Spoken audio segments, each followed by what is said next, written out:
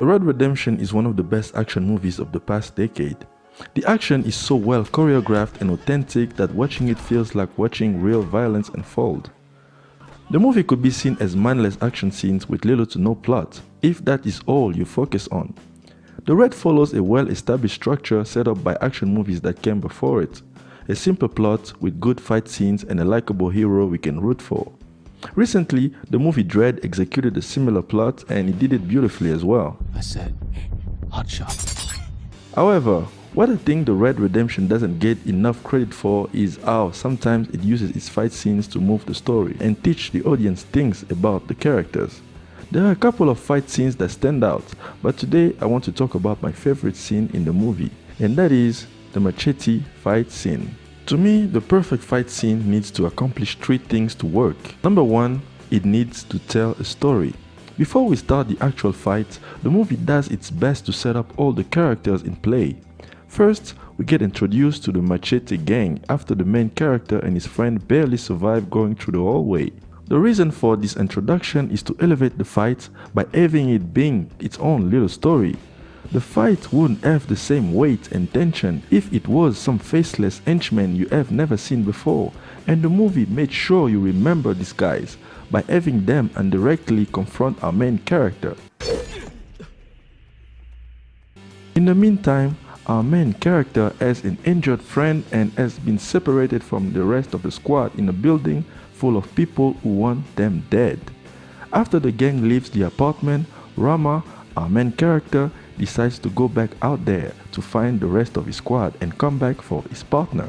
He tries to sneak out, but he gets discovered, tries to avoid fighting and runs away until he cannot run anymore. He now has to fight his way out of this situation and defeat this gang standing between him and his goal.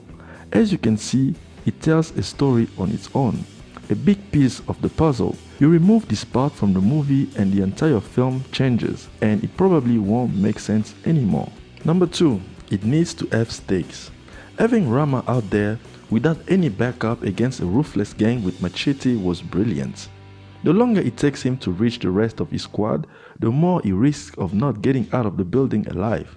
The longer he leaves his partner in that guy's apartment, the more likely he is to die from his wounds or being found out. And above all, Rama is alone against an entire gang. He clearly would rather avoid fighting.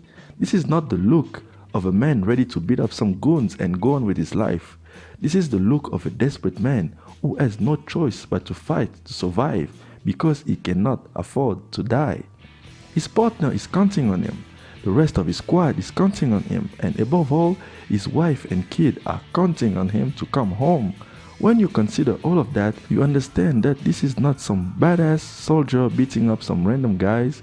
This is a man fighting with all his heart and soul to stay alive and survive because he cannot afford to die. Number three, it needs to have creative moves. I mean, just look at this. The Red's fight scenes are one of the most creative fight scenes ever put on screen. Using real fighters to do real stunts really helps. They rarely ever repeat the same moves.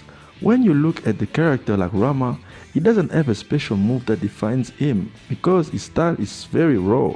Most of his fights feel like brawls, yet all his moves feel so slick and sophisticated. They put everything they had on this scene. Every kill is so phenomenal and creative that you don't know if you should be horrified or completely amazed by this unrestrained violence.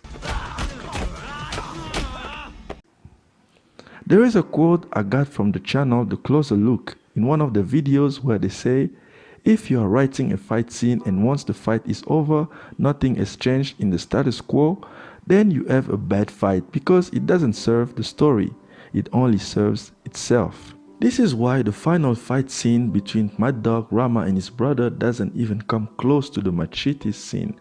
During that scene, it feels like the movie stopped just so they could have a good fight.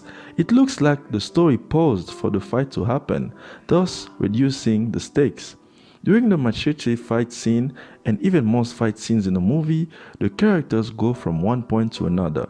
Rama leaves this guy's house, tries to avoid the gang and get to the upper level to find his squad, When he gets stuck and has no choice but to fight, it leads to him jumping out of the window, which will lead to him coming across his brother. It goes from one point to another. In the final scene or in any of the Mad Dog fight scenes, the movie has to take a break just so the actors can show their amazing martial arts skills. It's cool to see, but it's not as good as the Machete scene. Don't get me wrong, there are small changes the Mad Dog fight scenes make to the story. For example, here the leader of the squad dies, and here Rama is not around when Wahyu betrays them. But it is not as well set up, doesn't tell a complete story, and doesn't have high stakes like the Machete scene. The Machete scene combines everything that makes a fight scene work, and that while pushing the narrative forward, and this is why, to me, it is a perfect fight scene.